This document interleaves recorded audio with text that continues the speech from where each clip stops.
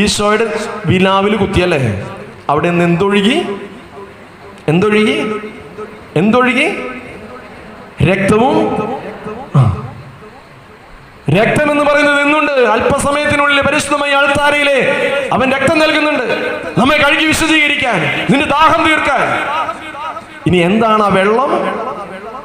സഭ പഠിപ്പിക്കുന്നു, സഭാപിതാക്കന്മാർ പഠിപ്പിക്കുന്നു, കർത്താവിന്റെ വിലാവിൽ ഒഴുകിയ വെള്ളം എന്ന് പറയുന്നത് അത് പരിശുദ്ധാത്മാവാണ്. അതുകൊണ്ടാണ് കുരിശുമരണത്തിന് മുമ്പ് സമരിയക്കാരിക്ക് ഈ ദാഹം തീർത്തു, ഈ ആത്മാവിന് നൽകപ്പെട്ടു. അവൾ പറയുന്നുണ്ട്, ഒരിക്കലും ഇനി ദാഹിക്കാൻ എനിക്ക് ഇടവരരുത്, നൽകണം എനിക്ക് എന്താ? ജീവജലം.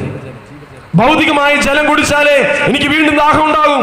ഞാനും നിങ്ങളുമൊക്കെ സ്നേഹികളവരെ ഭൗതികമായ ജലത്തിന്റെ ഉറവകൾ തേടി പൊട്ടക്കിണറ്റിൽ പതിച്ച അവസ്ഥ